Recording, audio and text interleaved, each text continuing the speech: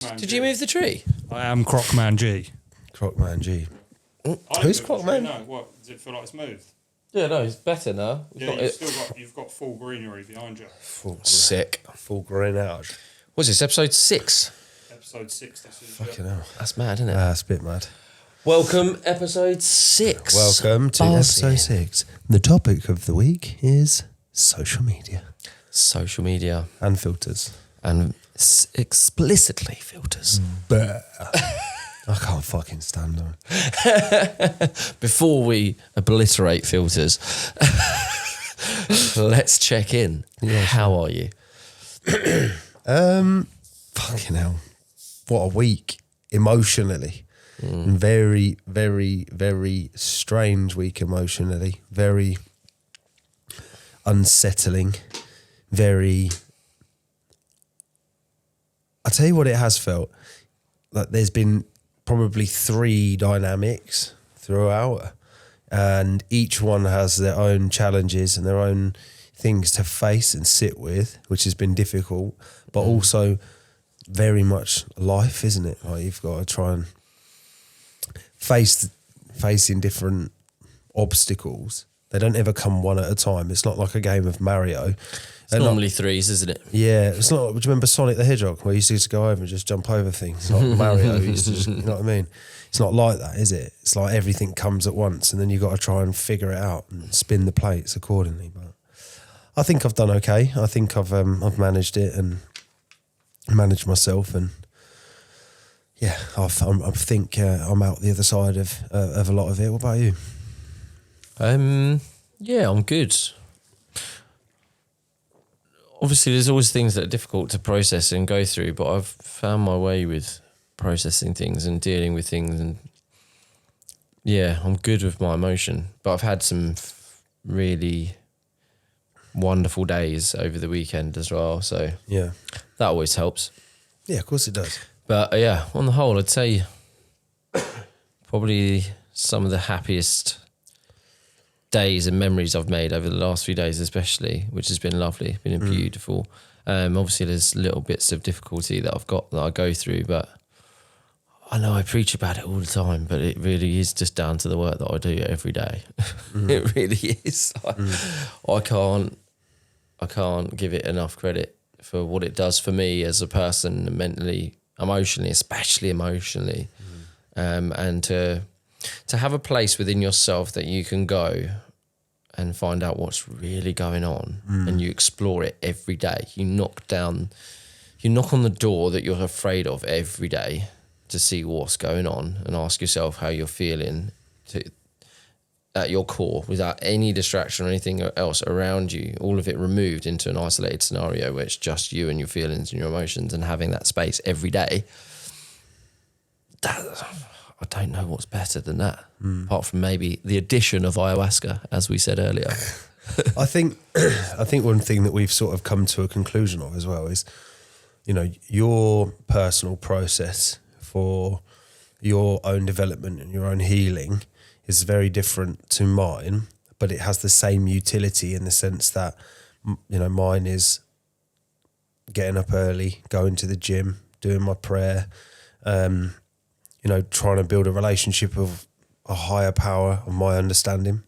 And I continue to do that. Like sometimes, like mostly over this weekend, when I felt particularly a bit lost or a bit confused about a situation, because like you said, you're facing the feelings and you're spending that time with them. I've had to spend time with my higher power and just saying, look, can you give me the strength to process this, or can you help me understand this? Because that's where you work on the relationship with yourself. And for me, God is me. I am God. My relationship with God is my relationship with myself, but just outside of me. Does that make sense? Mm-hmm. Yeah, a friend of mine had a very similar higher power relationship. Yeah. That was what he discovered. Same thing. It was part of him. But yeah, again, that's in my meditation and my breathwork is connecting with higher power every single day. It's always in there. Especially at the weekend. I got up a bit late actually. I was out at like 7:30, 8 o'clock, and I went to the beach and got in the sea. Oh, I bet that was either lovely or horrible. Can't work out. Freezing cold, but there is something about, like, don't get me wrong, cold water, doing cold water normally anyway is brilliant. But doing it in nature tops everything. Everything. With the actual sea. Everything. I just could see across the entire ocean. And I don't know which Pacific or Atlantic. I'm not sure which one I was fucking looking at. I wouldn't know. But everybody was looking at me like as I was taking my clothes off and get down to my shorts. Like, what the fuck? What's this nut doing? Walking their dogs in a coat. Yeah, they were. And I was just like, got into the water and I was just like, You'll have to excuse me, my hay fever's that's kicking. okay, mate. I just dived into it and I stayed in for about 5 minutes, but halfway through I was just like, looked up and was just like, thank you. Thank you for my life. Thank you for my son. Thank you for Sarah. Thank you for my friends, the ones that I was obviously specifically going to see there and then, and everybody I have around me. Thank you for life. I am so fucking grateful.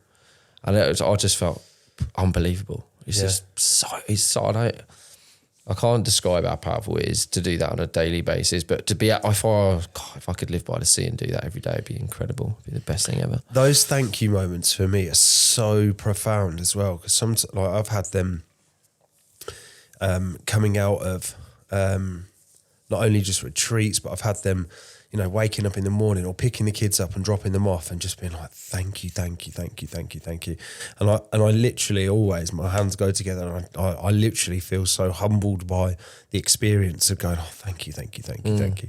It's like, thank you so much. Thank you for letting me have all of this lovely life that I've got, And that's like, it's an uncommon thing to feel that level of gratitude, isn't it? Do you know one thing that has changed for me about when I'm expressing gratitude is I thank myself, which I never used to do. Right. Never used to say thank you to me, but I'm the one fucking doing the work. It's facing yourself, isn't it? And then, because I think saying things like it's facing yourself doesn't make a lot of sense to most people. But when you're in that world where you are constantly trying to face yourself, you have to thank you, because you're facing you, and thank you for being the one who's facing me and allowing me to see the work I need to do on me, which is hard. And doing it. Hard. It's like, now I say thank you to me, because as much as I believe the universe puts things in front of you as you need them, also in order for me to change the things that the universe puts in front of me, I have to invest in myself and improve who I am to get what I do. You're always getting what's a reflection of who you are, right? Yeah. So in order for you to get something better than what you are, you need to improve who you are. So it's always mirrors, isn't it? So when somebody pisses you off, you look at them and you go, okay, there's probably bits of me that fuck me off. So I've got to change that in me. Yeah, and that's it. And I thank myself, because there's so much turned up in my life that I'm so grateful for, that the universe has put there. But I also feel like, right, you made yourself worthy of those things. I did. Nothing else. No one, no thing, nothing, no one made me worthy of those things other than me and the work that I've done on me. So it's like, right, okay, remind yourself to be grateful to you. Because before I was very, even when I was going with the whole no birds for a bit thing, it was like I totally ignored how much I'd done. Didn't really give myself any credit for anything that I'd done. It was like I completely overlooked myself. It's like, fucking hell, actually, no, you really should acknowledge that regularly. It's so important to be able to do that. So yeah, that's me at the minute.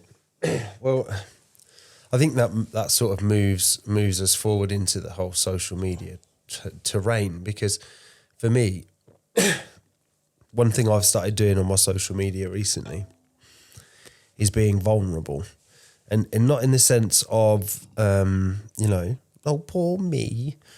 I've got no problem sitting on a story or a reel and saying how I'm actually feeling about, sometime the other morning I went to the gym first thing in the morning. I'm sat in the gym and I'm looking around. I'm like, I don't want to be here. I don't want to be here. And I couldn't figure out why. So I went over into the corner and I sat in practice. So I sat up on my legs like I normally do, shut my eyes for a minute, and I must have looked like a fucking weirdo, because I just went right off to the corner, put my hood up, and I just sat there and I just felt into the body what that feeling was, to try and understand what it was.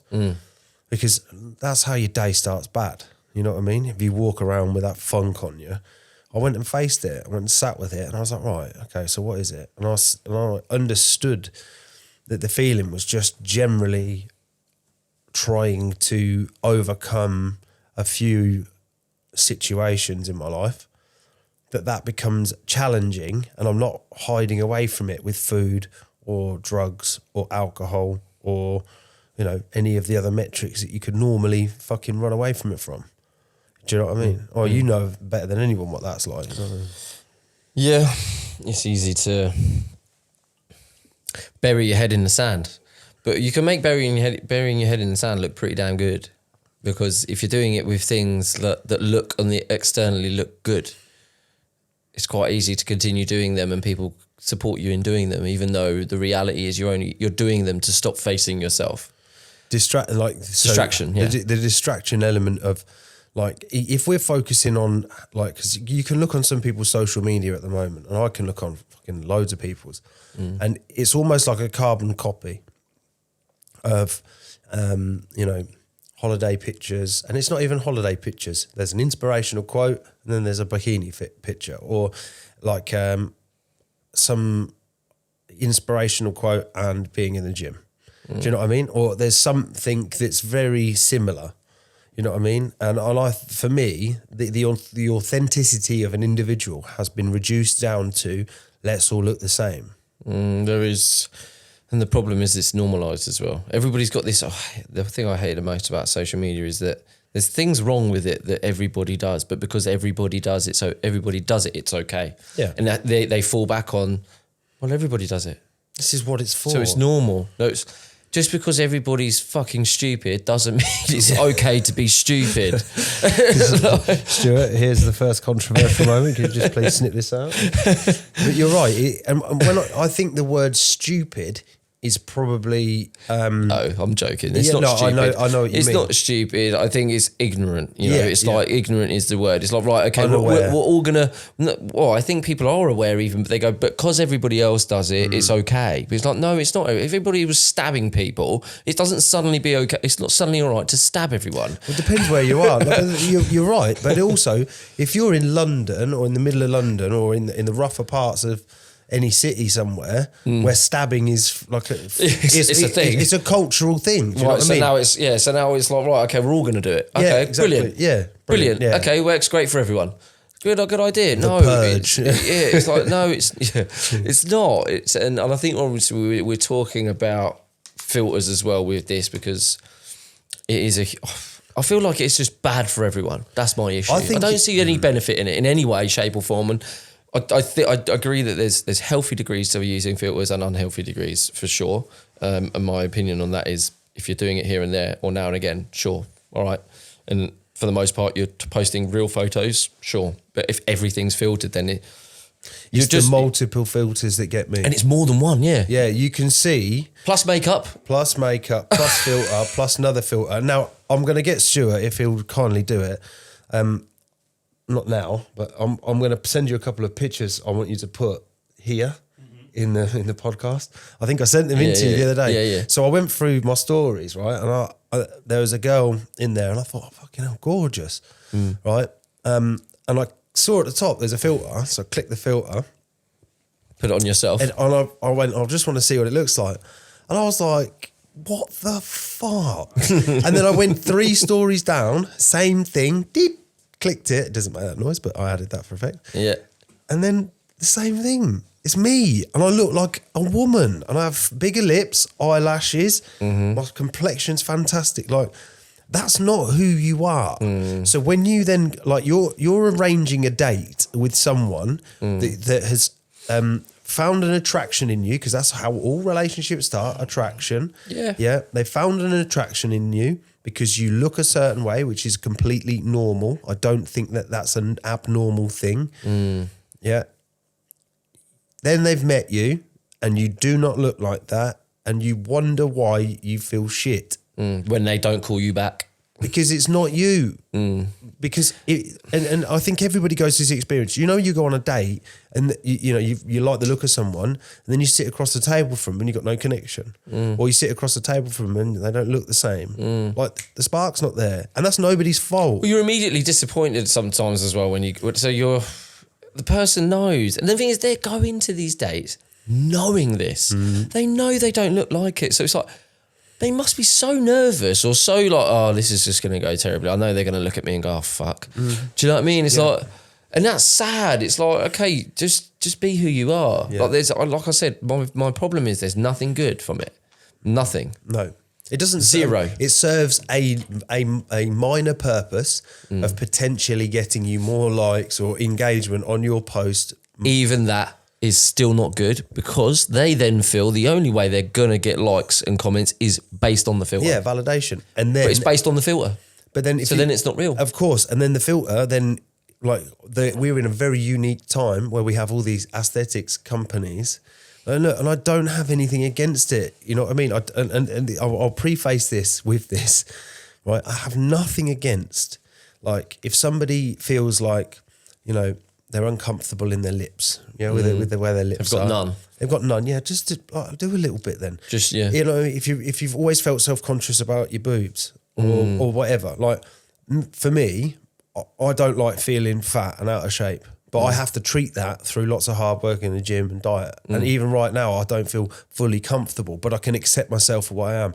I'm not thinking, what's the quickest way of me doing this with as little amount of work possible? I'm not trying to edit my appearance. I'm trying to optimize my physique to be the best I'm physically capable of being. When we wear... But there's two sides to that as well, because of the mental side. So it's not just an external benefit. There is a massive internal... Physiological and mental. So benefit. It's healthy. Exactly. That's healthy. Now, if I was using steroids to a high degree, which I've used before in the past, a long time, never went well. No, the mental health implications of steroids, I will say, are some of the worst I've ever experienced, because you're putting exogenous testosterone, which is a hormone, way higher than your average level of hormone that your body would ever experience. Yeah, so you become effectively a teenager. That's all we need. Yeah. Loads of men going around covered in fucking back spots and fucking bad attitude because they erections. Yeah. Tiny balls. Right? And I'm saying that because I've done it. Yeah, right? yeah, and we do it for valid, because we want, unless you're competing. Yeah, unless it's a profession. Yeah, it's a profession. Career. It's fine. And that's another statement I could say as well. If you work in social media and using filters and stuff like that, it's a business model, sure. Yeah. Do you know what I mean? It doesn't matter. You're not living off of it. You're not feeding off of it. You've created a business. Fine. It's marketing. You're marketing. It's your work. Yeah, it's your work. But it's the people who live their day-to-day lives through a filter, and everything's filtered. It's like, no, get them off. I would love it if it was banned. I would fucking love it. It'd be so good. It would be so good. It would be so good for society. It would be so good for people's mental health, for self-worth, everything. It's no different, right? To me, like, so I'm driving around in very fortunate, for the last week, I've been driving around in quite a nice car, right? One that I've never driven before. That is like me pretending I haven't posted it anywhere. Yeah, because it's utility, transport at the moment. Yeah, if I was posting that all over my social media, sitting on the bonnet, driving around with the sun down, taking selfies and all that sort of stuff. Do you know what I mean? Yeah. Then that there is me pretending to the world I drive something I'm not. I'm not. Right? Whereas I know at the moment it's a very, very generous, but also very, very helpful utility at the moment. And it's also felt really nice coming off the back of a big loss. Yeah, like I wouldn't say a loss, but an L, you know what I mean? To have like, right, you're all right. I can help you for a week. Use this. And that has helped, that has it's also inspired me. I said that to you before you had it, didn't I? Yeah, it's inspired me in a way. It's like, oh, this is what it feels like. And actually, like, 2 of my closest friends have got one. Yeah. Well, I won't tomorrow. Yeah, but yours is going. But you've still got a fucking unbelievable car sat next to it. I'm absolutely not gutted that his R8's going. Yeah. Because his R8 is turning into cameras and lenses. But, you know, the strange sensation of what that feels like to drive one of those cars, the heads that turn. So and I don't know if you'll recognise this, and you probably will identify with this. You either get people like not clapping, but like, yes, it car, like that's cool. Or you get people, or the faces. Fury. Yeah, like, Yeah. going through, if I go through like there's Tesco's at Western Fayval in Northampton, yeah, which is it's all like an indoor car park. You drive through it, it's a loud car, yeah. I might have embellished a bit, but people just sit and stare at you. You know, what are you doing? Oh, Who do you think you are? yeah, well, it's not mine. Yeah, I think it's cracking. Like when you go, because you always get people who either like egg you on to go fast, or what are you doing? Bloody slow down. Yeah. So, and it's just like life, isn't it? It's like it doesn't matter what you do. Half the people are going to fucking hate you. Don't matter how good you are, and half the people are going to love you. So that's why it's so pointless trying to impress everyone. you won't find, so like as a biker, and I like motorbikes, and I like going really fast on a motorbike. If I hear the sound of an engine that's really fast, yeah, my first thought is, go on, son. Go on, son. Yeah, because I know, it's hard to get, like a sports car or that. Unless it's a boy racer, that's got like a fucking... Punto souped up. Oh, soup my God. With a big exhaust on it. Yeah, $2.5 worth of wheels on a $3,000 car. What are you doing, man? Save the dough and buy something proper. But anyway, I think, sort of digressing, it's been a strange sensation to experience that. But then, like, I've owned it as well. Like, if I pick someone up, my mates, or I've picked my brother up, and like, you know, oh, this is nice, or people will come over to you, nice car, mate. Well, it's not mine. I'm not going to pretend it's mine. I don't pretend it, because that then moves into a different egoic state where I'm pretending for a little bit, just like a filter. I've put it on, and that's for me to feel good about myself in that moment. You know what I mean?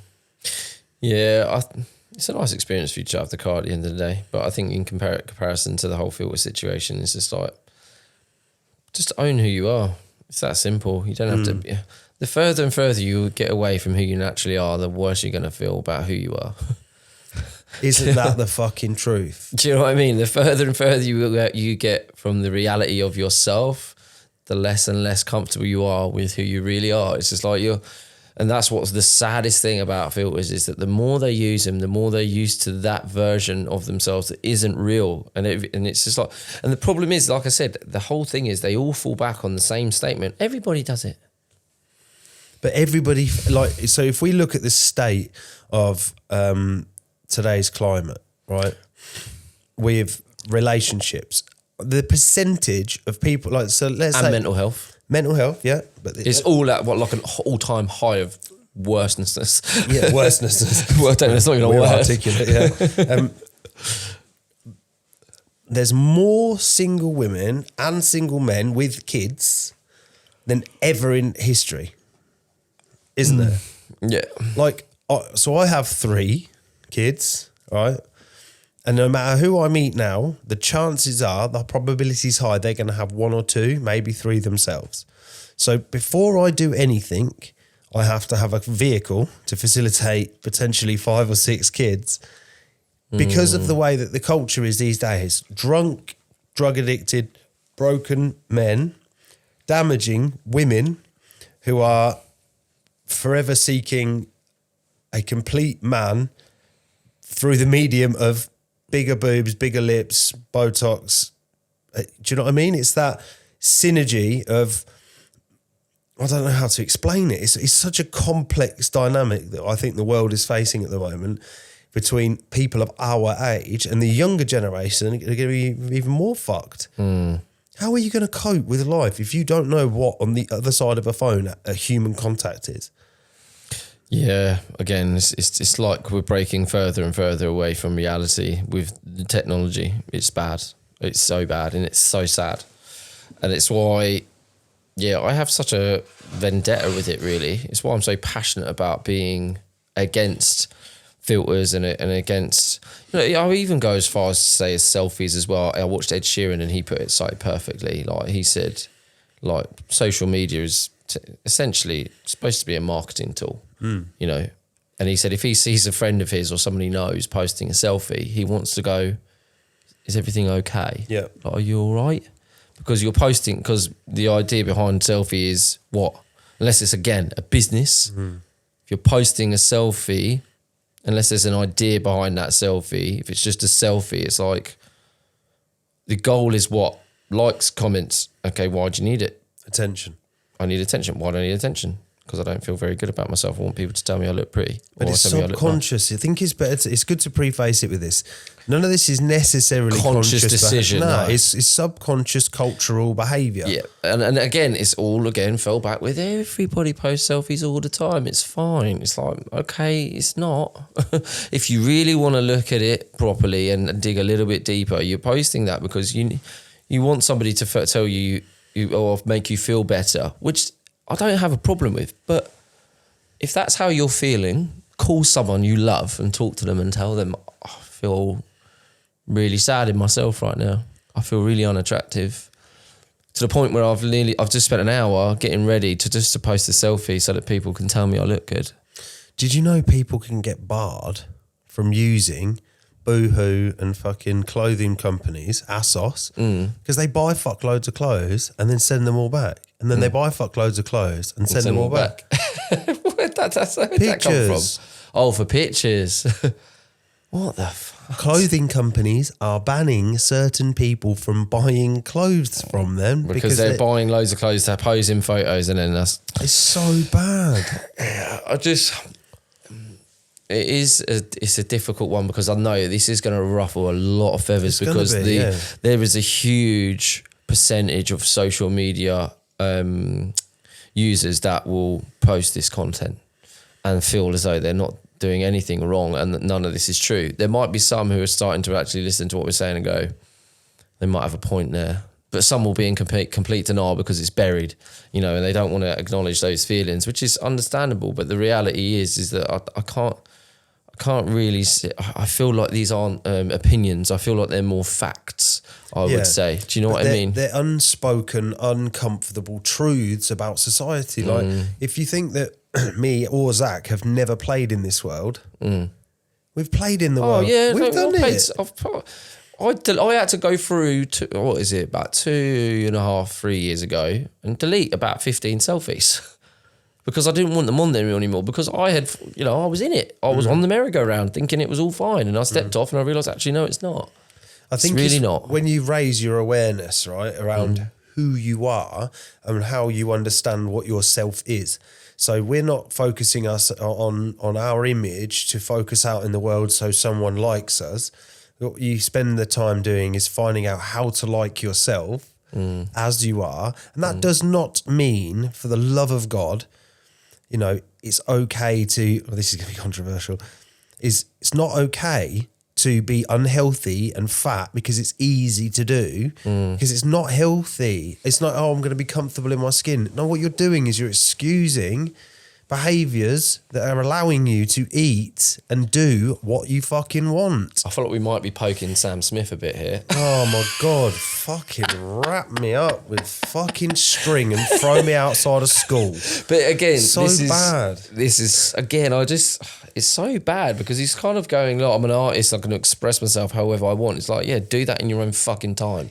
Do that in your own company. Don't blurt it all over, it's like spout it all over the internet for the world to see and then get upset when everybody goes, you're disgusting. But I'm non-binary, I'm doing what I want. It's like, look, fucking hell. You can't stamp that label on yourself and suddenly be able to get away with whatever the fuck you want. I cannot go out in a corset and a fucking thong anywhere. Without potentially getting arrested. Ever.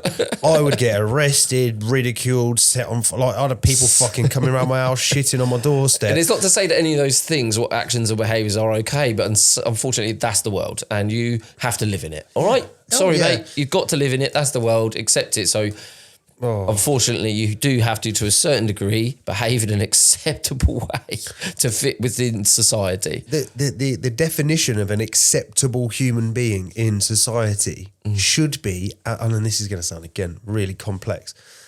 It's not. Let's pretend that the theory of religion, is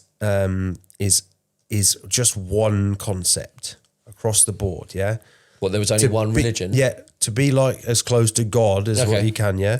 And I'm a believer in a higher power, but I don't believe in a man on a cloud with a trident and smiting people, right? I believe that the concept of God is love, integrity, self-esteem, self-worth, compassion, empathy, all those good qualities, respect, all of those good qualities that we should be trying to get as close to God as we can, right? And when we lean towards the 7 sins, gluttony, lust, greed, all of those horrible features of people, and like desire for more is not greed. Having more than you need and then getting way more that's greed. You know what I mean? That's like having a cupboard full of food that you've already bought that day to eat tonight and then going to get a takeaway and then another takeaway and then sitting there and then eating all the food in the cupboards. You know what I mean? And eating compulsively until you can't stop. And then treating your body with no self-respect. Do you know what I mean? And then you're going to complain to me or to yourself, because I've done it. I've been fat many times. I feel sad about my appearance because of my behaviour surrounding food. Do you know what I mean? And inherently also becoming skint because of it, because I'm eating takeaways every night. I'm not a fucking rock star. Do you know what I mean? I've got a good question. What advice would you give to men and women that live in a filtered world regularly? What steps should they, or would you advise them to take? Not to say that they're right, this is right or wrong, your opinion about how you would go about amending your life into a more realistic state. Sure. I mean, for me, taking some time to understand exactly who you are and what you want from your life. Okay, so what is it that you think that you'd want for your life? Some people just want a happy family, yeah?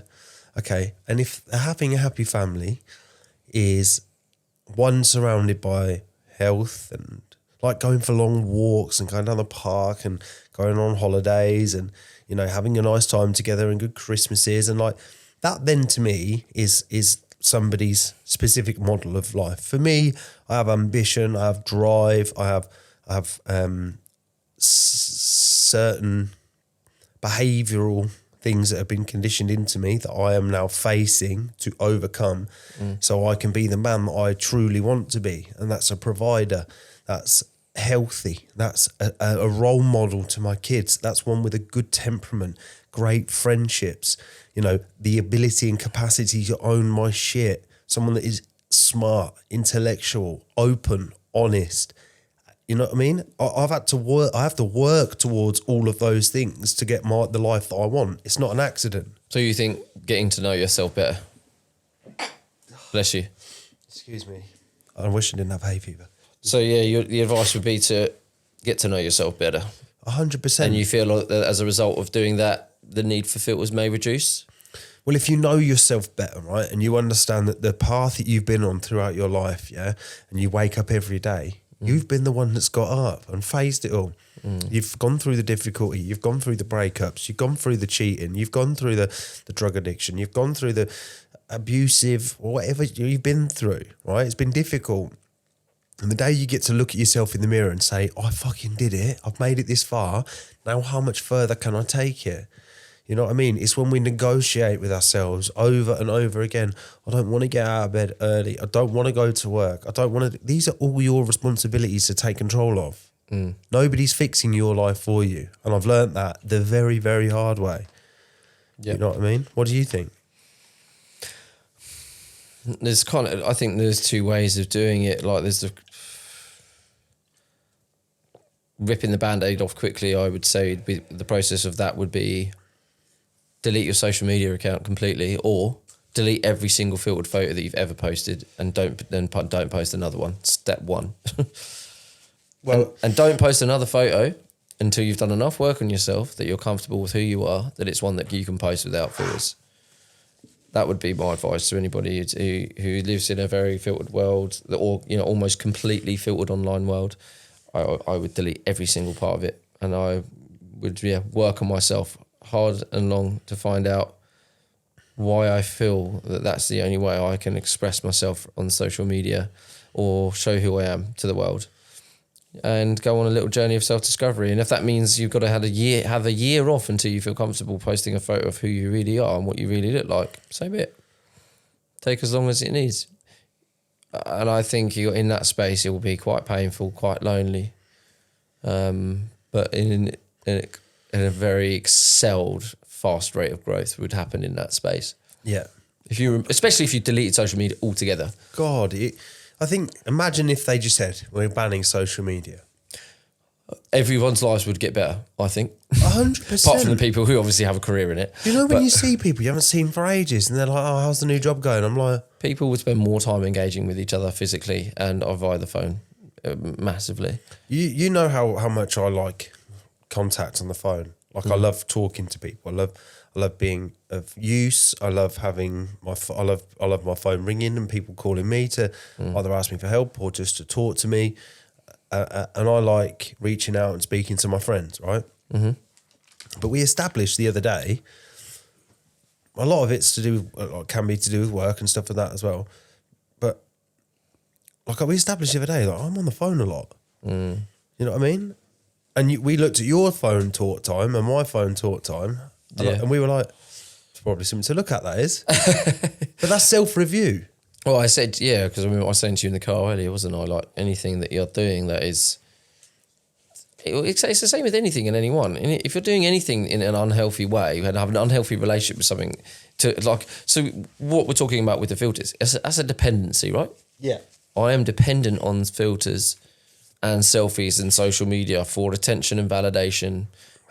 And why is that? Okay, I can't accept who I am. Okay, so if you can't post a photo without it, there's a problem. Let's find out what it is. And it's okay. It's not anything to be embarrassed or ashamed of, because yes, lots of people suffer with the same thing. Doesn't mean it's okay to go and continue doing it. Just means you're going to bury your head in the sand, which is how this all started, this whole conversation. I'm going to keep burying my head in the sand and pretending it's all okay. I'm going to use that excuse that everybody's doing it to keep myself buried in the sand. It's like, no, pull your head out and then have a look and go, actually, all right, I'm not just going to fall back on that crap lame excuse of everybody's doing it so I can do it.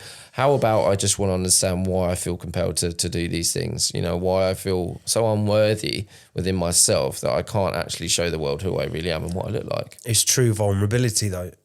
I've used that word quite a lot recently because vulnerability has changed in its meaning to me.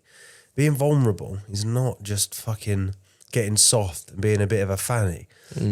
Being vulnerable is telling the complete and utter truth about exactly how you feel without any filters of sympathy or guilt or shame. Like, none of that. It's like, actually, I don't know what I'm fucking doing, man. And I need help and I'm a bit lost and I'm willing to see what areas of me that need help. But that's the truth. Yeah. And I think everybody could do with more of that.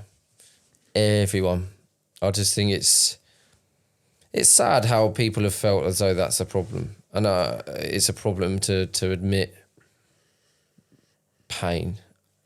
Like everybody has grown up thinking that we have to be, especially men, like we've all got to be strong, we've got to be brave, you've got to wear this fucking mask. No, you don't. You don't. I promise you don't. You can be honest and vulnerable about how fucking hard life it can be. And the same for women. It's okay to express how challenging it can be to be a woman in this world and try and live up to the expectations that social media has put on everybody and everything and everyone. There's a great page called, I think it's Vicaboo with an X at the end. She wanted to come on as a guest. I remember I said to you about. Yeah, you said, yeah. And I love her page because it is so. It's so good for women and specifically the women that we're talking about here, because she posts might even post the hair on her top lip, for example, a close up. Yeah. And maybe where she shaves her legs, where she gets dots on her legs and stuff like that. And she'll post pictures, and then she'll post a filtered picture, and then swipe to the right, and she'll show the reality. It's and then always with a comment and a story about how, you don't need to do this, and it's unnecessary. We're all human beings, and we've all got these things, and none of you need to worry. And I've followed her for years. I thought everything she's done was brilliant, and I really would love if people could look at that more and say, okay, I don't have to be afraid. I can be honest with who I am and what I look like, and we're all the same. Yeah, we're all the same. If you take, so there's a teacher that I used to watch a lot of on YouTube. His name's Ramdas. He's like an old mystic teacher. Passed away not too long back, actually. And I heard about him through a podcast with Joe Rogan and Duncan Trussell. And basically, he said, so imagine there was two people facing each other, and you have these criteria that you have on channel one. Channel one is your name, your date of birth, your age, just the stuff and the labels that come with you. And then on channel two is your characteristics. So, funny, bubbly, loud, all of these sort of things. But then as you go through the channels, all of those things start to fall away. And then at channel 6, it's literally just two people, no names, no jobs, no titles, no race, no nothing. It's just two of the same. That's effectively what we are. And when because we can't comprehend what that is, what that's like, the fact that we are all exactly the same, none of us chose where we came out of, at what time, in what place. We didn't have any say in it. And we judge everyone for it.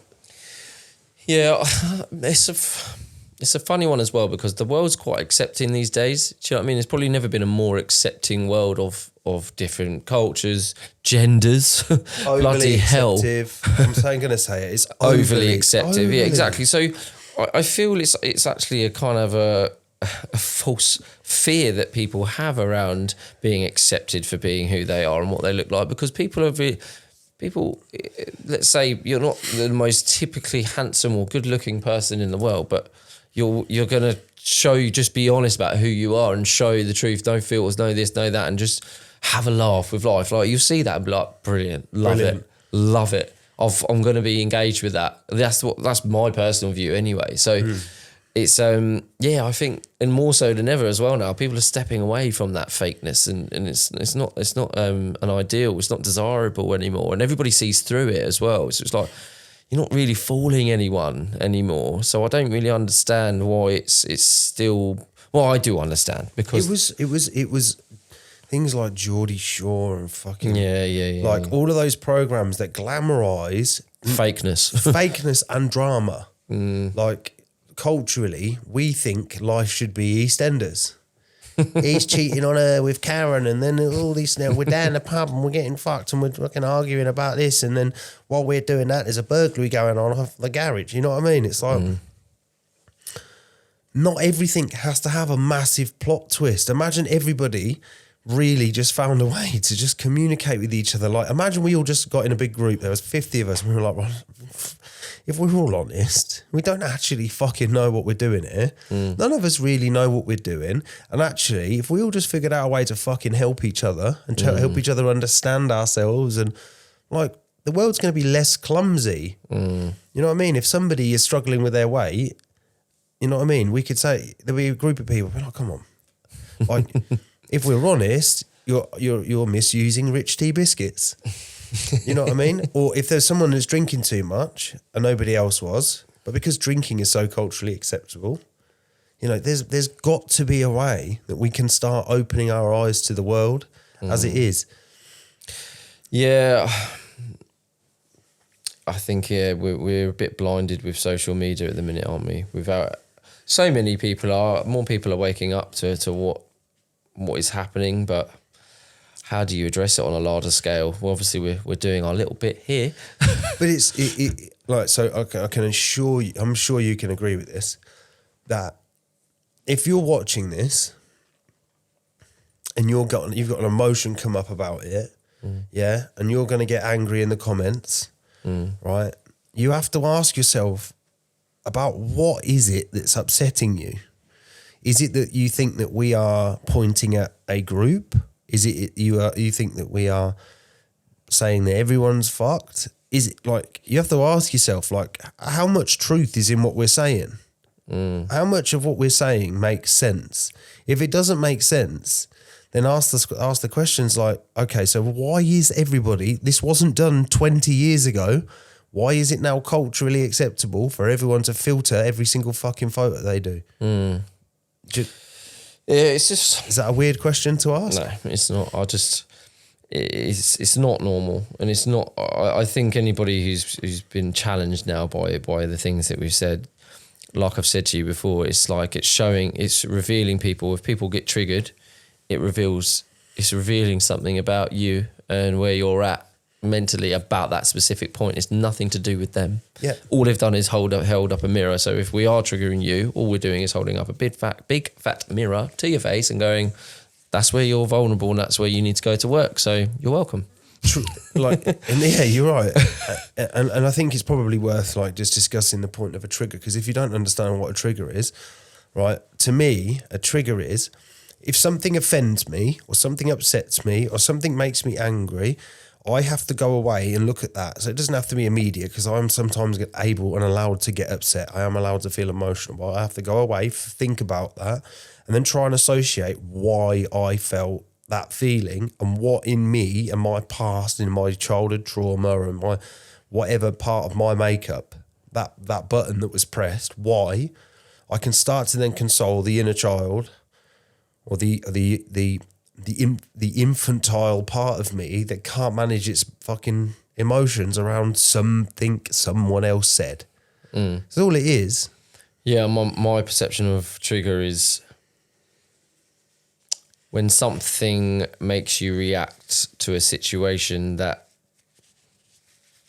well, it's like an overreaction to a situation when you perhaps then look back and go, fuck, I really said or snapped or did something that was really out of character. There you go. Okay, so a trigger is when something changes you and reverts you back to type. So say you've worked hardest to become somebody that you want to be and behave a certain way and speak a certain way and treat people in a certain way, and then somebody says and does something that deviates you off of that path and puts you back into your old self that you've worked so hard not to be. That's a trigger. That's the trigger. And then it's like, right, okay, so somebody has said something, and that one thing, what's that thing? Why does that thing bring me back to my chimp state, my emotional state where I'm reacting? I'm not thinking with logic. I'm not, doesn't mean that we can't be hurt and feel bad about certain things, but it's about your behavior, your actions upon receiving that harshness, that feeling. It's like, right, okay, am I able to just actually now moving forward, receive or see or experience that behavior again towards me and not act out? I don't act out. I don't revert back to type. How do I get to that place? And that's about overcoming the trauma that you've suffered previously that has been triggered by whatever somebody has said or done. It's almost like the Hulk. Yeah. Do you know when he's trying to battle I don't want to be this guy anymore, but don't fucking piss me off. Yeah. Do not make me angry, because you will not like me when I'm angry. You know what I mean? And it's like he has to fight himself to stop becoming this big green monster, because he knows that big green monster makes a massive mess. So that is exactly what it is. It's like King Kong. You know, Jekyll and Hyde. Yeah, Jekyll and Hyde. King Kong, he wants to protect is it Mary Jane or whatever her name is, the woman? That's Spider-Man. Oh, whatever. The little woman that fits in her hand. Yeah. He's trying to protect her, and everybody else just sees him as a big monster. And then he fucking loses his shit. He loses his shit and fucking starts biting everyone's head off, smashing shit up. That's what we do as people. We are clumsy and unaware, uneducated. Why the fuck do you think at school you are taught about the useless bullshit? We're not taught self-awareness. We're not taught compassion, empathy, understand. I mean, if we were all taught how to understand ourselves, we would be fucking... No one would use filters. Never. Because we all know everyone. If we were taught at a young age, again, I said this before, I think, when we did education, but it's like, if we were taught awareness, self-awareness, and how to grow our self-worth from a younger age, no one would ever feel the need to use a filter, ever, because they'd be happy within themselves, comfortable. How much less the NHS would be used. For mental health, 100%. For obesity, Oh my for God. alcohol and drug addiction. How much the police would be less used. Yeah.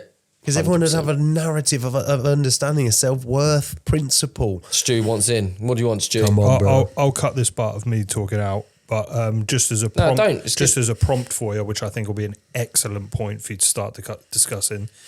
Moving on, not necessarily moving on from the filters, Photoshop.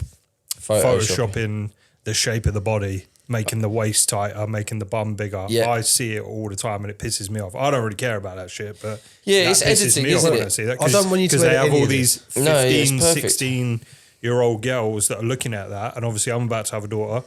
I don't want her to grow up in a world where she goes on Instagram and she's like, wow, this person, can you see all these comments from 12, 13-year-olds that are like, your body's absolutely fire. And I'm just there like, I work in Photoshop, so I know That's I can see Photoshopped. the lines going like this. Yeah. Like the gate behind you that was like that in every other picture is now like that. Yeah. And the girls don't know it, so they're and not to waffle on about it too much. It's your podcast, not mine. But you have young girls out there in the world, which makes me sad to think about.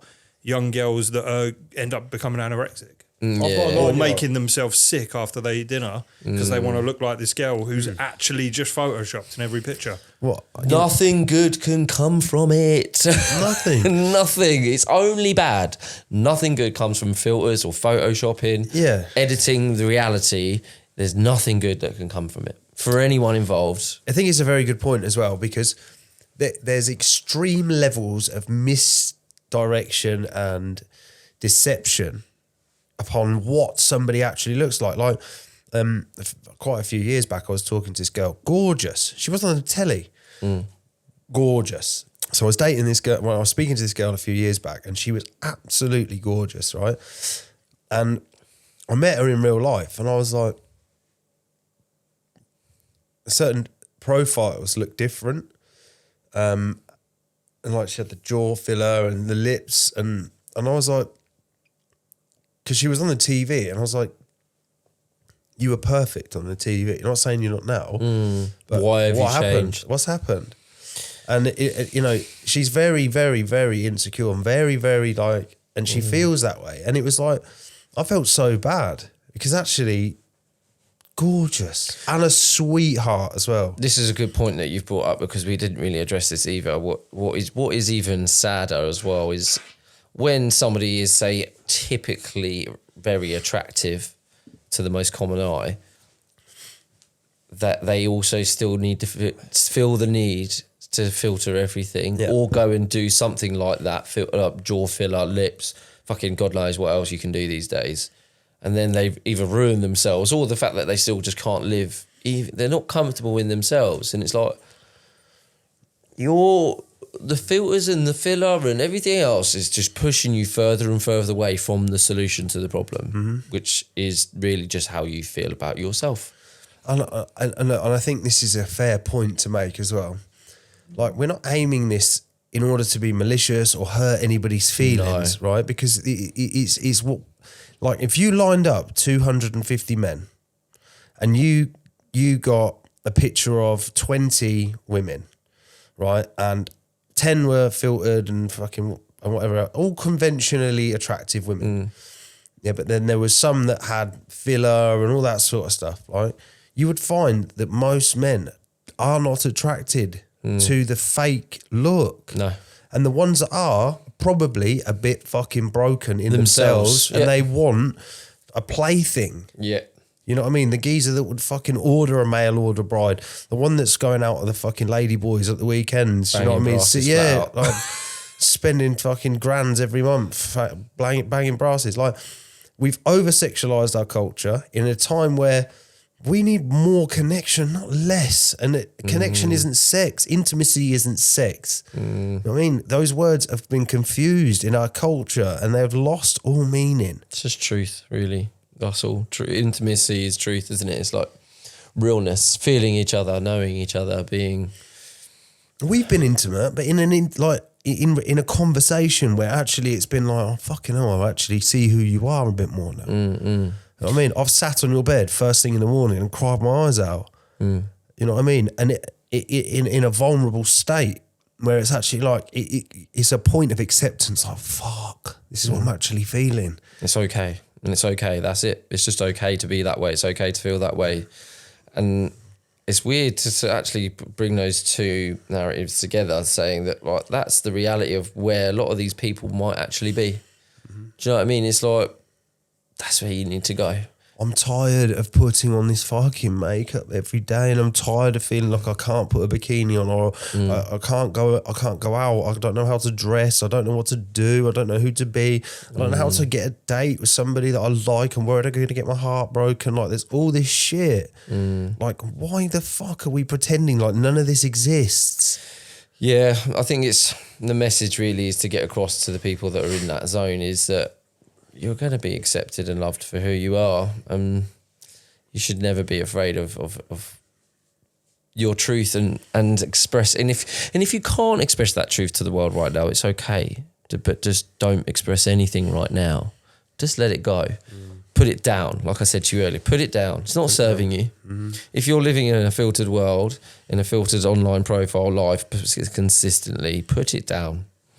It's not serving you. Have you ever held in a lie for so long and then you finally tell that person and they're like especially being an addict, and you go to them like, oh, do you know what? I've been using drugs and I didn't know what I was doing. And they all sit there and go, it's all right. And they're almost like, well, we knew. We kind of knew and we didn't know how to help you. But we love you anyway and it's all okay. We're here for you. What can we do to help? And you're like, fucking hell, if I'd have known that 3 years ago, I would have said that a lot sooner. A vulnerability. It's like the fear. I don't want anyone to know the truth. That weight you feel once you've got it off your chest, and you're like, wow, and you almost feel like, why the fuck did I do that for so long, or hold on to it for so long, or think I was getting away with it for so long when I really wasn't, and everybody just fucking loves me and cares for me anyway.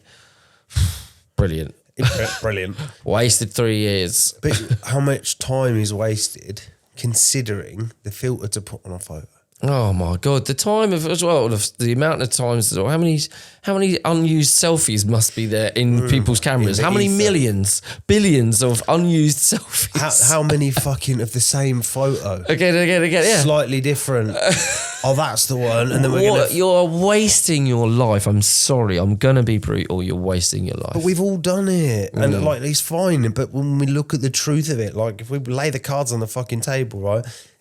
I'm sick of that feeling. I don't filter any of my stuff anymore, right? Because of the conversations with her, I'm like, I am who I am. I want someone to fucking fall in love with me. I want to be in love. I want to have a relationship with someone, right? But I'm not going to do that through the lens of pretending I'd look and I am a certain way. Like, I'm just this way all the time, everywhere, with everyone. I'm an open book. I'm very sort of soft, but also very. Like it's actually a strange thing to try and explain who am I to someone. Do you know what I mean? I asked somebody the other day, "Tell me about yourself." And they're like, "I don't actually know. I don't really know," and I didn't find it like, oh fucking hell. I was just like, it's so sad that you don't, because you're beautiful. You know what I mean? It's so sad that you don't know who you are. Your job isn't who you are. Your pet isn't who you are. Your house isn't who you are. Your friends aren't who you are. Like, who you are is the characteristics you display to those people. It's the characteristics and behaviours that you display to yourself. It's the way you look after yourself. It's how you feel about yourself. That's who you are. Yeah, they're the biggest ones you said at the end. Who you are is how you treat yourself and how you feel about yourself and what you do for you. all of those things. How much you care about yourself, what you're willing to do for yourself. And if who you are is, I love drinking down the pub 4 nights a week, or I love filling my face with donuts and watching fucking Netflix 3 nights a week, like, that's a very easy person to be, because everyone's like that. Does that make sense? Without sounding condescending again, it's like, I'm not trying to sound rude or abrasive to anyone. Like, we just had a KFC, yeah? And there's an inherent sense of guilt that comes with that, right? For you. Not For me. For you, it doesn't. For shit. me, it does, because I want to be in really good shape, right? And I want to be in really good shape, not so I can post pictures on the internet for likes and comments. It's because I've been fat and I've been in shape, and I can tell you where I'm happier. Oh, for sure. That's just about getting up in the morning and looking at yourself and going, I did what I did. proud of me. Yeah. I'm proud of me for that. And that's fine. I'm all for that. That's the only, there's a complex thing with the whole gym and validation, and, you know, because That market's very saturated, isn't it? I'm all about self-worth, don't get me wrong. And there is a part of going to the gym that is very good for you mentally, and having that commitment to yourself is so good for your self-worth. But it comes with an external benefit that can be dependent on. Or I think if the goal is to go to the gym because I just want everybody else to tell me I look good, don't do it. Don't fucking do it. That is my genuine belief. Yeah. If that's the sole and only purpose, and if you can't handle the byproduct of that being, you know, that if you can't handle that is a byproduct of the benefits of going to the gym, and you can't, you know, do it without being then dependent on people telling you all of that, again, don't do it. Let it go. Change your relationship with it. Like I always say to you, if it's an unhealthy relationship with it, which if you are going to the gym for that sole purpose because you want others to tell you look good, not if you want to tell you look good. That's, again, I'm all right with that. But if you're doing it because you need others to go wow, then I say don't do it until you can have a relationship with it where it's just for you, and it's only because you care about it, and it's what you want to wake up to, what you see in the morning, and that's enough. Brilliant, all for it, 100%, support it, go for it. It's the best thing you could do. But then there's this really fine line between, so I'm doing this for me, potentially there's blurred lines between like self-obsessed and like self-respect. Yeah, and the self-obsessed is where you notice that lads have got their fucking eyebrows threaded, they've got like the nasal spray tans, they've got like, it's like that's not taking care of yourself. That's overdoing it. So like, I think there's a boundary which isn't necessarily set, but the boundary exists in like what's culturally acceptable, right? So, and we need to look at it on a raw human form. So, men are driven by by the attractive qualities in women, and not all men are driven by the same thing. Like, there's always the idealistic thing because it's culturally pushed into our brains through porn and fucking whatever else. But people know when they're out. But you see when two people fall in love, you know, when you see people like, there's someone out there for everyone. Yeah, there is just that attraction and bond for two people everywhere. Just happens. It's lovely, right? But what we're all trying to do is get the idealized version of it, right? So we're trying to fit the idol image in our mind. We're trying to become the idol. So, like, for me, getting in shape, having my shit together, being emotionally stable, financially stable, have a good network of friends around me, a good social life, healthy social life that's not revolving around drinking drugs, that puts me into a category of man that's got their shit together. Yeah. For me, you missed the biggest and most important one. Go for it. Loving who you are. Yeah. But that loving who you are, self-respect, self-awareness, all those self things are lovely in a man. They're of great quality. I think if you get them, the person you want is going to come. Yeah, 100%. But this is the problem, right? Okay, so it's quite cool actually, because what people are portraying online is who potentially maybe they want to be or want to look like, or the life they want to have. So they're trying to market something that isn't real in order to attract potentially, sometimes on, you know, dating apps, what they expect to get or what they want to have. Okay. But then what happens is they go on the date and then what they see isn't what they've, been fucking advertised. So they can't keep it. And it's like, you're never going to get it. So what you got to do is fucking delete all the photos, bring it all down. Whatever it is you are aiming for, fucking get it. Go and get it, achieve it. Literally achieve it. If it means thinner, if it means better skin, research, go and fucking do that. Go and get better skin, eat better, fucking Look after yourself. Look after yourself. Go to the gym, lose the weight. Whatever it is you need to do, go do it. Do you know how many conversations I've had with people, right, where they're sort of telling me, oh, I don't know how you get up and go to the gym. I don't know how you do this. And they're standing there with a sausage roll in their hands and they're talking to me and I'm like, can you not see what you're saying? If you were watching a video of these two people talking, like on a TV advert, what would the advert be about? Do you know what I mean? Oh yeah, I can't go to the gym, and you see the hot dog, hot dog in their hand. You'd think the irony of it. Yeah. Do you know what I mean? Well, you can go to the gym, right? And it's so cheesy. We all have an equal amount of time in every day. Like if somebody says to me, "Oh, I work at 5 a.m, so I can't go that early." All right, but that obviously means you finish at 2 or 3. Yeah? Oh, but then I pick the kids straight. Sometimes I know people that get up at 5 and finish at 5, unfortunately. Yeah, they have those fine. days. Yeah.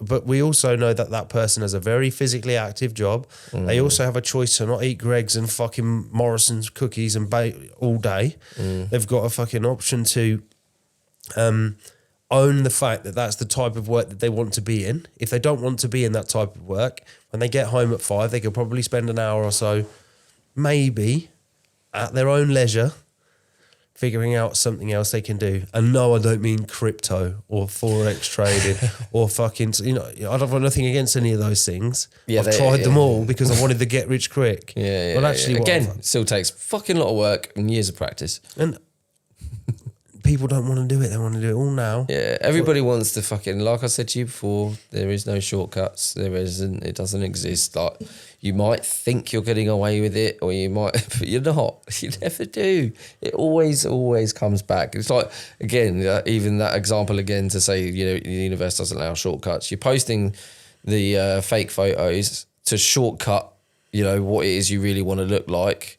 You think you're getting away with it, you're getting all the likes in the comments, but really you're not, because they're all based on fake photos. So whether you consciously are aware or not, but subconsciously you're definitely aware that actually they're only commenting on the filter, not you. And then secondly, when you actually meet somebody, they're going to be hugely let down because you don't look anything like your fucking photos, so you haven't got away with it again. It's like, so what are you doing? What a waste of life. You're achieving nothing. Literally nothing. You're damaging your own self-worth. You're traumatizing yourself regularly.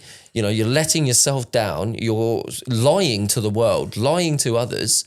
What's the good? Everyone else is doing it. Everyone else is doing it. Yeah, shit. Sorry. Yeah, fair point. Good point. Oh, but to me as well. So good. No, to me, people will say to me so I'll have two sides of the coins. I'll have the admiration. Oh, fucking hell, you work hard, don't you? You do all this and you come up, you've got off drugs and you've done all that. And you know what I mean? You do all the, they'll list loads of things that I'm doing, right? As a metric of validation for me, right? And then I'm like, yeah, but it's very hard. But I also do that because I don't want to waste any more of my life. And they look at me like, what do you mean? And I'm like, well, do you know, today, yeah, we're not doing this again. This one is done forever, right? And every time I do that and waste one of these, I'm further away from an age where I could have done it easier, with less risk, less this, less that, less commitments, less responsibility. I'm 35, you know what I mean? Now starting a podcast, now, trying to create something in my life that is mine, trying to develop something, trying to build a business or doing whatever. Like, I'm trying to do something, but I'm also not afraid of the work. I worked at my mate's fucking pet food shop today to help him out. Do you know what I mean? Because of the situation I'm in recently. I'm trying to figure out my own way in my life, right? And I'm not afraid of where I'm currently at. Like, I don't give a fuck what anybody thinks about me. Right? I know that the integrity I carry as a person is the best that I can make it, at this moment with plenty of room for improvement. The same as my self-esteem, my self-confidence, but I've spent a lot of fucking time pulling those bad boys up to getting them to a level where I can walk into any room, I can look any man in the eye, I'll be like, yeah, I'm sound. How are you? I can wear my own skin. I can wear, like, and that's a really comfortable place to be. I don't care what I look like now. You see, it can be comfortable. It can be very uncomfortable too for a lot of the time. But in that uncomfortability, you grow stronger. You know, it's a beautiful thing to be able to wear your own skin on a daily basis and not be afraid of. Actually, yeah, at the minute the skin's a bit fucking dirty. It is, but it's okay. I'm all right. I'm cleaning it. I'm actively cleaning it. I'm not saying I'm cleaning it. I'm fucking cleaning it. Watch me. I'm doing it. You know, but it's hard and it takes a long time. It takes a long time, but I'm actively doing it. I'm willing to look at what parts of me need fucking work. And even if someone to me says, like, you missed a bit on the back, yeah, you're like, I'm not going to go, how fucking dare you say that? That's shit. Do you know what? I'm so glad. Thank you. Oh, thanks for letting me know. I appreciate that. I didn't see that. I didn't see it. Sorry, that's on the back of my head. Yeah. Thank you. I appreciate that. Sometimes we can be a bit prickly, obviously. Always, we're naturally defensive, but triggers again. But you've also then shown me, there's another fucking bit I missed. Oh, there's a bit you missed as well. Oh, should we help each other clean it? Like, I just think that we should all be walking around. I know it sounds a bit hippie, right? When we see somebody else in the street, we should be able to nod at them like, "What's going on, man?" Like when you see somebody that's out fucking like carrying the bins about, like that's a fucking hard job. Respect, mate. Yeah, do you know what? I noticed something in myself actually. Like when I first got clean, obviously I had a lot of fucking shit behaviours and attitudes towards people, and one of them particularly was about, you know, if I went to the gym, which I started doing when I first got clean, and I've had intermittent stages of enjoying it and not enjoying it, and now I just abandoned it entirely. But I used to look at people who were like massive and like doing huge weight at the gym, they'd do a massive set, they'd come off and I'd be like, dick. That was my first response. And I was like, and at the time I just thought, I would say, what a meathead or something like that in my head, some fucking, you know, derogatory terms towards them in my head. Sure. And just think, And now, I don't know when the shift happened, it must have been about 2 years ago. And I see, must have been exactly the same thing. Guy doing massive fucking set, fucking threw the weights down, guy went, raw. And I was like, fucking fair play. Like, that's hard. Yeah. You've worked fucking hard to get there. Years. That's taken some real techers to get there. And I think because my immediate opinion wasn't necessarily about the work that they've done, it was more about their attitude and like wanting to be the big I am. Yeah, I didn't like that, but really I didn't see through perhaps that bit to more the fact that, damn, they must have worked so fucking hard. And that I'm fucking proud of that. So you should be well done. There is nobody else in this room that has moved that much weight. And it's not about, like, so again, like I mentioned steroids and stuff earlier, people with spotty backs and all that sort of stuff. Like, if you are like early 20s and you aren't doing this for something that you want to do for a long time, you're doing this so you can go out in town and flex in a tight t-shirt and talk to birds. It's two different games there. You know what I mean? I've tried the first one and I've tried the second one, right? And I know what the second one feels like. What I've discovered is steroids for me don't work in either. Yeah. I go into the gym and I see people. No shortcuts. Right, 5 o'clock in the morning, yeah. I go in the gym every day, almost every single day, between 5 and 6. Same bods every day. Same bods in there. Same bods in there. So you develop a knowledge of the people that go in there and they do it on a consistent basis, not to flex, not to do this, not to do that, because that's part of what they want to achieve in their life. It's consistent and persistent pursuit of the best version of themselves. Yeah. You'll tend to find a lot of them are in good shape. You'll find, here's one thing that I noticed, you'll find the ones whose physiques never change, but they're still there every day. Right? Yeah, they're maintaining, aren't they? Yeah, well, but they'll still be like quite plump. Yeah, so they'll still have like a belly on them. Sorry, I thought you meant like the ones that have reached their peak and they just stay the same every day. You mean the people that don't actually achieve anything? Well, it's not that they don't actually achieve anything, but they're perpetually messing up the work they've done in the morning. I'm here. I'm going to get on the treadmill. I'm going to sweat like fuck. I'm going to train hard. Yeah, and then they'll go home and then they'll have, the Greg's is outside the gym, lol. Yeah, they'll go to Greg's. Yeah, you'll see them in the car. They'll eat their food. Then they'll go into McDonald's and they're like, you've just undone all the hard work, right? Because you can't do that next little bit. Do Do you know what I mean? And it's not a little bit. The thing is, like, the gym's one thing, isn't it? I think it's everybody needs to find their thing, whether it be the gym. Like, personally, I think I want to do running again. That's probably the thing that I enjoy the most, or sports all the time anyway. But if you're not going to the gym, then find something else physically active. You know, it's always going to help. Just look after yourself, man. And if you're not going to do that, at least eat well. Fucking hell. It's like, not hard. you don't have to, like, so people have this myth as well that they have to eat chicken salad, chicken and rice, chicken and rice, chicken and rice. No.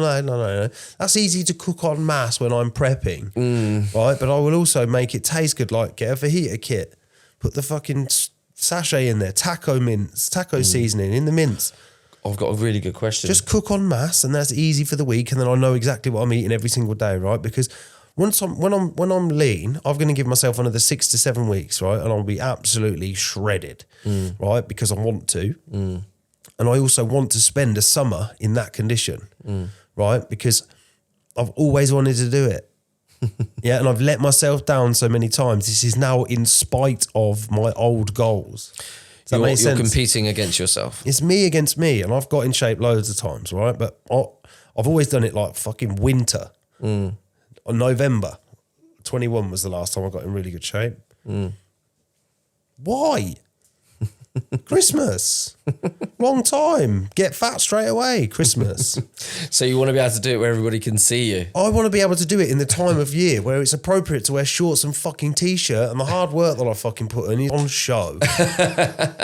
You know what I mean? Because again, there is a thing to it, right? And again, culturally, men that you can see, they've got their shit together, that work hard, that are clean, well presented, tidy, they're in good shape, yeah? And I don't mean fucking bodybuilding, massive shape. Yeah, they people like that turn heads anyway.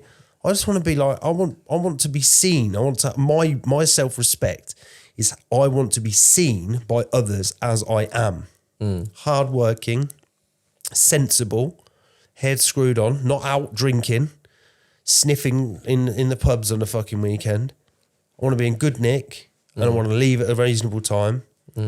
But hopefully with a girlfriend that I've got at the time, that we go home at a reasonable time, and then we can do some, you know what I mean? I want a nice life where my life isn't lent on substances. I think food. you've done that though. I have. You've done that. I think the biggest thing, like I said to you earlier today, is the whole being seen. Yeah, and it's I think massive. it's letting go of that though. You know, it's being seen by you should be the most important, in my view, is always the most important thing. And don't get me wrong, it's nice to have people say nice things and to see you to see the best version of you. Yeah. But I always feel that should never be the goal. That's just a byproduct. You know, that's a byproduct of it. How do I explain it? It's like I said to you before, going to the gym with the sole purpose of it being seen by others. No, not a fucking good idea. Don't do it if that's the goal. Do it and do it if you can accept that that's a byproduct of doing it for yourself because you want to love who you are and you only care about you. And then obviously you're going to get some level of validation from it, making sure that you're in a strong enough place to not let that shit go to your head, and be reliant upon that thing. And, you know, if you're doing things to be seen, you know, I always feel like it's going to run out at some point, because being seen, unless you can see yourself, being seen by others doesn't mean enough. Do you know what I've noticed, right, is, and I appreciate what you've just said there, because when I've been in shape before, you know, people will say, oh, you're in great shape. And then I'll go straight into this like, oh yeah, it was hard, and, you know, I had to get up at 4 and all this validation bullshit where it's like, I'm telling, like, again, this is vulnerable, telling people how I did it because I wanted them to know how fucking hard it is. It's really fucking hard. More pats on the back as well. Yeah, please validate me, blah, blah, blah. Now I just say, oh, thanks. Thank you. You know what I mean? I don't need to go into it any further. That was enough. I've already had that. Yeah, thank you. Ooh. Thank you. Oh yeah, I get awkward when people say good things. I don't like, do you really? I don't like it at all. Your hair looks lovely. I don't like it. No, yeah, I don't. You know, when people talk about success and stuff like that, I'm just like, oh fucking no. stop. I think because I've known what it's like to be without it and I've lost it all. And I also think, it could be gone in a minute. It can all go. Everything can go. And that's the only thing I will like people to say. The only thing I would like people I like people acknowledging about me is the work that I do for myself. Not the things I've got. Nothing. I couldn't give a shit about, people saying, oh, you got a nice car. I don't care. I don't care about people saying you got a nice house. It means nothing. If people say... You've changed loads. If people say, you've worked so hard to become the best version of yourself, that's the thing. I'll be like, thank you. Yeah, I fucking have. I really fucking have. Or if they say, you inspire me to want to work harder on myself, that's the best thing I could ever hear from anyone. Yeah, I love that feeling. Do you know what I mean? That's the best thing. Like, I couldn't give the a worst shit thing about it the is, external stuff. Do you know what the worst thing about it is? A year later, you see them, they're the same. It always, it happens. But I was going to start, and then you know what I mean. Like, but you I'm get not loads. your teacher. You don't need to tell me. You get loads that do that. I'd say more that do that. But I had a message from somebody on Instagram the other day, and he sent me a message. I didn't know who it was, and but it immediately came through, which meant obviously I had a message that I'd accepted from them before. And he basically just sent me this big message saying, thank you so much, and blah, blah, blah, blah, blah. And he goes, if you scroll up, you'll see that you messaged me and voice noted me 2 years ago. And I was like, and he goes, today I'm 2 years clean. That's mad. Yeah. But that's one bit of effort on your part to help somebody change their own lives. It's not you doing any of the work for them. Oh yeah, so I mean, exactly. He, and this is again why I stopped helping people as much, because I did start to get too much validation, and my self-worth was too invested in being basically the most helpful person in the world to people who needed it. And then I realised I didn't need to do that because the content was enough. And the people who want to get clean will watch it and get clean. End of. Yes, don't need to do anymore. And also I don't need to go around running around telling people how many fucking people I did, because that's what I was doing before. I was going, I've messaged this many thousand, I've done this, I've done that, blah, blah, blah. I'm constantly doing this, I'm helping this many people, I've got this many people on lives, I've got this many, I'm doing all this helping, because everybody's going, oh my God, you're so great. You're so good for giving all that time and energy. And I'm like, oh, yeah, good. I needed that. And I'm not ashamed to admit I did need it. And it's, part of me says, yes, it's a good thing, because it was nice to be, for the first time ever, actually, people telling me I was a good person, because I hadn't had that before. But then what happened, because of my nature as an addict, I became dependent on that. So then I had to put it down. It's part of the territory though, isn't it? Like if I already off only 5 podcasts, right? I got recognised in the street for the first time ever. That was weird. I was more like, is this real? But also, like, I've had 5 or 6 people message me in the last 2 weeks from lads at the Man Cave that have seen me speak in the Man Cave and then watched the podcast as a result of it, right? They've said to me, like, I've watched every single episode and you've helped me so much. You and Zach have helped me so much. You know, like, it's great what you're doing. You know what I mean? People look up to me in this weird way that I can't get my head around yet. And I'm not. And this is what I find, and this is probably one of the most difficult things to say. Right?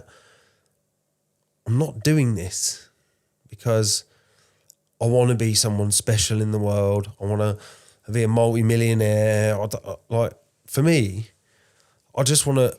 I've always wanted to just talk and talk and figure things out and offer that to people to listen to, whether they want to or not. Do you know what I mean? And however they receive it, if it helps them, that's brilliant to me, because I've done the work in order to warrant sitting in this seat and saying the things. Does that make sense? I've done the work. Yeah, I think we both have a way of describing and communicating and being honest and vulnerable in a way that people can understand and relate to, and that's why I hope that people are engaging with what we're doing. Mostly, it's similar to the work that I was doing before. Why it was I didn't initially know why these videos I was doing about addiction and stuff were just blowing up. And then it occurred to me, or I got lots of comments. It was the same thing: your honesty, your vulnerability. You know. You're not afraid. You will tell the truth. You'll say exactly how it is. All this stuff. That's what people bought into. People about don't it. want more entertainment. No. People like long form discussion about the truth. Yeah, and I think, again, going back to the whole discussion is the further away you are from the truth, the less happy you're going to be. And I hope that's why people are engaging what we're doing, is because it's honest and it's true. People can watch it and feel like maybe they can be more honest and vulnerable and integral in their own lives without having to worry about judgment or being fearful of what people might think or say. I can just be, and you can all just be. It's okay. There's a massive change coming, I think, in the terrain of the world, and I think it's going to be very scary for a lot of people. Like, there's going to be a big. I've got a feeling there's going to be a huge financial collapse soon.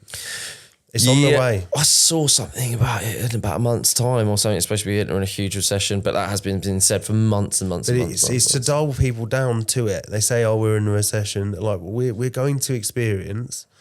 Right, there's not been a time and a place where the world reserve currency is changing, right? And that's going to happen soon. The dollar's going to be not going to be the world reserve currency anymore. Gold, isn't it? Well, China and Russia together. Yeah, well, there's again, I don't know the ins and outs of it, but from like the years of me trying to establish what the crypto world was and all that fucking malarkey, like the world is changing, and the dollar has been the world reserve currency for a very long time, and because they printed so much during COVID, they printed an unfathomable amount of money during COVID. It's like we're playing Monopoly, but you've weakened the currency by making more of it, right? And then they lean on inflation. You know, they go, oh, the war, this is happening, that's happening, everything's going up, the cost of everything's going up. No.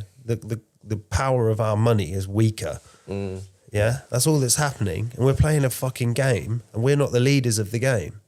So you think that's going to have an impact on people? Everything. Well, no, but this is going to have an impact on the entire planet's economy because everything runs off the dollar. If you think of how the markets move, you have to transfer into USD and then over into yen or whatever it is. The way money moves around the world, the fact that there's cryptocurrency running alongside that's challenging the sovereignty of, you know, the common, like, all money is, it's not backed by anything anymore. It used to be backed by gold. Yeah, it's not backed by gold anymore. It's fractional reserve banking.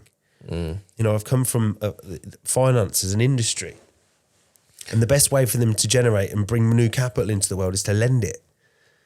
Yeah, which is why mortgages are pinging out the doors left, right, and centre. They're throwing thousands of houses up.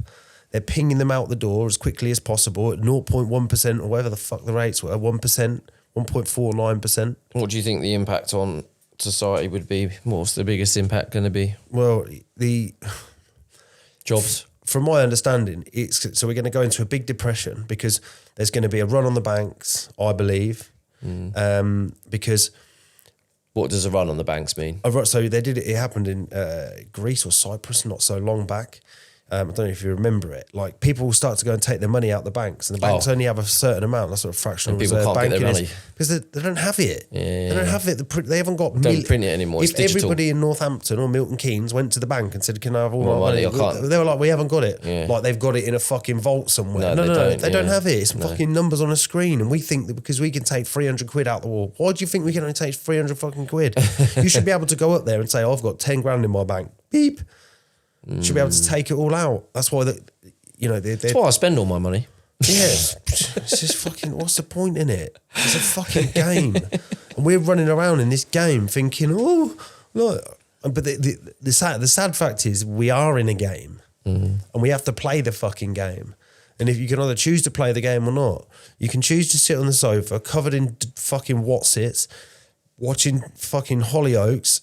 Like, did you know that Hollyoaks? You could watch tomorrow's episode today on E4. So you could watch it on Channel 4, then watch tomorrow's, and then the next day you could watch tomorrow's again. And then and you get in this fucking loop of watching Hollyoaks twice in 1 week. The same episode. I used to do that.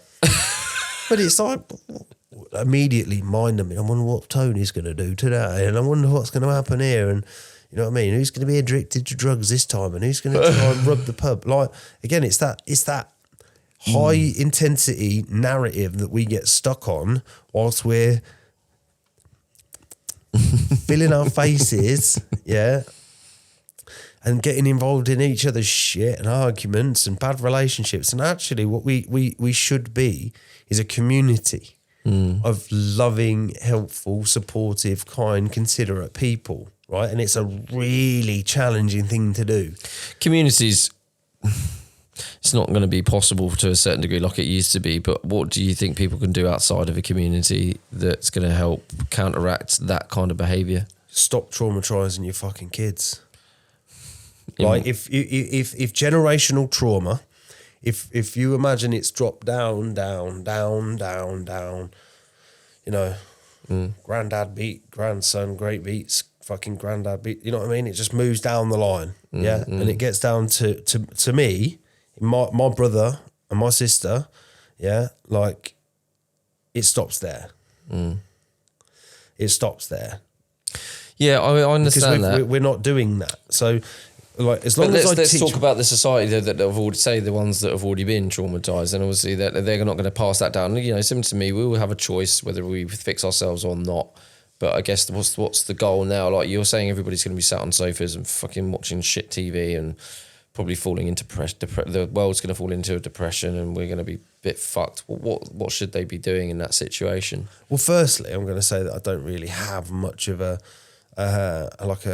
standpoint. I just know that each individual has a duty to look after themselves and their immediate. So if me and my family looked after like 3 others and they looked after us, but internet knitted to that is like that little, so like the sphere of influence, yeah, if you look, so me, you, Scotty, Stu, like there's a little sphere of influence, yeah, and then Scotty's sphere of influence is slightly different. Your sphere of influence, Tim, that, and all that lot. You've got your own sphere of influence, and our kids are integrated, and you know what I mean. It's like the immediate spheres of influence, right? So we have a great impact this way out, and we start to connect with other people that are having that impact, and then what we start to see is the weak links in the group. You know, the aggressive ones that drink too much, like. They just fall away because they stop getting invited or they stop getting the phone calls. And then, you know, we have an impact in our culture as individuals to cast that net as wide as we can and connect with as many kind and helpful people as we can and help, like, lift each other up. Because, like, let's say me and you have had an argument, yeah? How long did the argument last? 10 minutes? Yeah? What did we do immediately in the middle of the argument? Just pause it and just come back down. We say, look, no, this isn't going anywhere. We're not. If we're gonna, we need to talk to each other with respect, like men. Yeah, let's talk to each other like men because we're just gonna rip each other's heads off, and neither of us want to do that. So let's. We took it down. I just said, I'm here. I'm gonna listen to you. Let me listen to you. Tell me what you feel you need to say. Yeah, and all I'm saying, like context to one side. Is that difficult conversation, which could have led to months or weeks of fucking airing up. We are self-aware and mature enough to say, oh, actually what we're doing isn't working. Let's pause this. And immediately when I said that, you went straight back down. Yeah, you're right. And we just went back down to that level. Yeah, you were like, we don't need to shout. We don't need to do this. Well, you said, look, I think we should call back another time. I said, look, I can do it now. You can do this now, yeah. I'm good. I said either we should park this here or, you know, try and get through this. And you were like, no, we can do this now, right? So, but both of us maturely took our own control of ourselves. No matter who said what, we both took it down to that tone. Then we even spent a few days figuring ourselves out. And then we came back, had a coffee today, had a cut and was over. Yeah, that's done. Yeah, but if you look in the wider community, fist fights, fucking drunken arguments, sitting around coffee tables arguing with each other, you know what I mean? Nitpicking, conversations spreading everywhere. So no, I'll sit with that, you sit with it, and that's what maturity is, right? Yeah, I think obviously in your 20s it's probably a bit of a tall order, isn't it? Oh yeah, you fucking prick, I'll smash you up. Yeah, come on in. But I think it'd be amazing if we could influence that younger generation now. In some, even if it's 1%, it's worth it because I wish I knew that self-investment was the goal from the age of 15. If I knew that and I knew that, right, okay, prioritise me prioritize how I feel about myself, prioritize self-worth, prioritize caring about myself, and then in as a complete byproduct of that, everybody around me will benefit. It sounds so selfish as well, don't it? Like, I prioritise me. I guess me first. Me Exactly, first. but this is what you almost by nature or by default think that to be a good person, it's about helping others. No, You can't do that if you're fucked. yeah. How can I help? If all I'm doing is helping other people, eventually I'm gonna fucking hate them because I'm fucked. I'm And no one's helping me. exhausted. And then all that people do is keep calling me for help, and it's like, what about me? When I need help, who helps me? Because I've created a dynamic in my life where no one helps me and I help everyone. Shit. Actually, no, what I'm going to do is I'm going to help me. I'm going to make me feel really good every fucking day.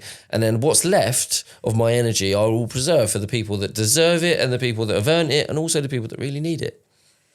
Done. Yeah. And that doesn't need to be everyone ever. No, and sometimes it means I don't help anyone. Sometimes it means I don't even speak to anyone because you know what? Actually, I just want to speak to myself today. I want to sit with me today. I want to be on my own. People can't do that. People can't do that. People have so, you know, at the weekend, I sat on, what day was it? Saturday morning, all the way through to the afternoon where I sat there and I was like, I'm going to sit on my own for a bit, no phone, and try and process. And then I went off to the gym as well, headphones in, just me on my own. You just try and like muddle through your own stuff. But you have to set out at the start of that period, right, I'm having my time for me and this is my intent in that time for me. Sometimes you do just need to sit on the sofa, put the telly on and chill. Yeah. Yeah, because I think for the way I work with that is if you've earned it. yeah, So the earning it is for me. Have you done all the things you need to do for you today? Because for you, not just going to work for someone else. yeah, exactly for you, just for you. For you. Because I do everything I need to do before I've even got up. I left the house. So that's priority number one is always me. And subconsciously by doing that, you're also telling yourself that right, you are priority. You are worthy. Good enough. Yeah, I'm worth putting all that time I into. deserve my own fucking time. Yeah, exactly. So I'll get up early and I'll do all of that before my whole fucking day starts. So that's why then I know I can do anything. For the rest of the day, I can either help someone or I don't have to help someone. It doesn't matter. I can spend as much time with any person I want. I can give as much as I want. It doesn't matter. I've already done me. And I'm always going to do me. Tick, tick, tick. Yeah. And anything else I do after that that's also for me, just a bonus because I've already ticked the core. I've already figured out my core. I've figured out what works best. I've figured out what I need to heal because I still need to heal every single day, but I do it every day. And even when I don't want to do it, some days I wake up, most days, in fact, I wake up, I don't want to do any of it. I don't want to do any of it, especially breath work, because it's hard and it makes me cry and it makes me emotional and it brings me to places about, you know, I was struggling with anxiety this week, which I don't ever struggle with. And I was like, oh, okay, why? Fucking went through it and it brought me to why. And I was like, oh, okay, hurts. I didn't realise it hurt me as much as it did because I was like, I kind of let it go and moved on. I was like, but I still have bits of anxiety. It's like, right, okay. Spoke to my inner child and he was like, this is why I'm upset. This is why I'm upset. It fucking hurts. Right, okay. I don't want to do that every day. Oh, I don't want to do that any day. That's bullshit. It's like, why would you? It's like ripping off the plaster, yeah? It's like, you know it's there. Do you know it's like when it's caught on fucking loads of hairs and that? You're like, this is going to be a nightmare.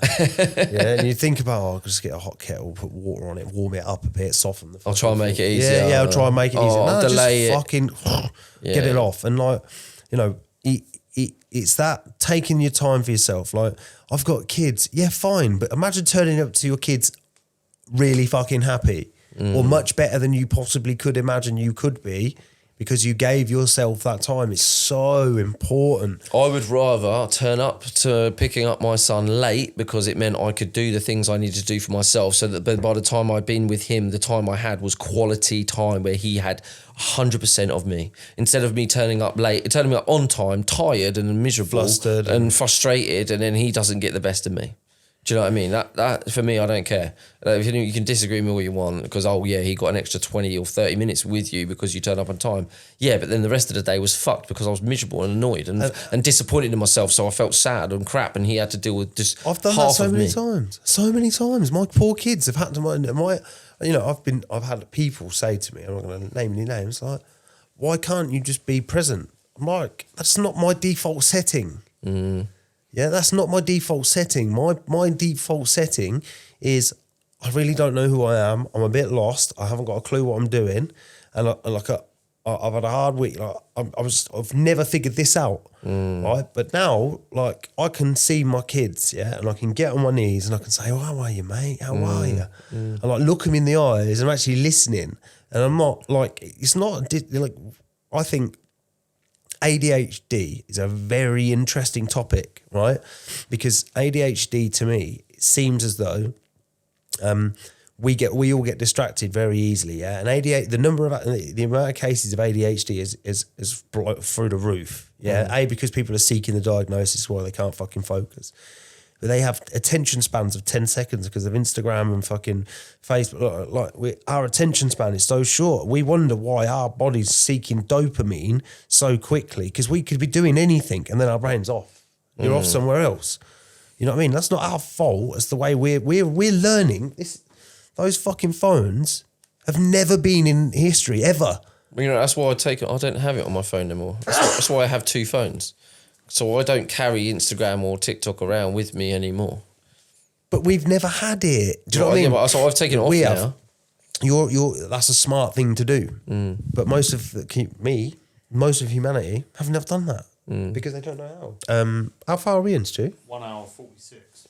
Start wrapping up soon. Yeah, I think that. I mean, I'm pretty comfortable with that conversation. Actually, I think we got a lot boxed off there, and that felt like a 10-minute chat. Yeah, that was good. I really enjoyed that. Loved it. Yeah, and what a nice way to sort of re-engage with ourselves as well after a little bit of a tough week. And we're human beings, and it has been a tough week. But yeah, I appreciate that we've managed to sort of move that little or whatever it was around to get to a place where we're comfortable again. You know what I mean? It's nice to have some food at KFC, sweaty. Yeah, no, it's been really good. I enjoyed it. It's a good topic as well. I hope that everybody sees what it is that we're trying to deliver with the message that we're carrying. You're going to get too offended by it. I mean, I've had a couple of messages previously like, "Oh my god, it's sexist." Like I posted some stuff on my story where it's like, the traditional roles of men and women are so distorted and blurred at the moment. Yeah, and it's not necessarily like the world has changed, right? So it is that way. Like as a man, I'm very capable of taking a role in a house and cooking and cleaning and all that sort of stuff. I think we should do that for the next podcast. I think Men versus women.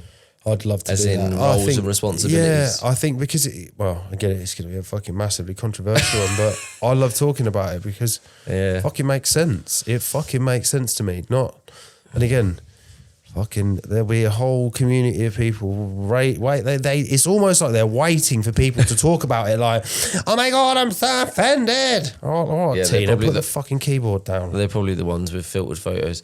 And on that fucking purple hair. And that bombshell. Signing off. So, Ledge. right, bye. Bye-bye. Bye.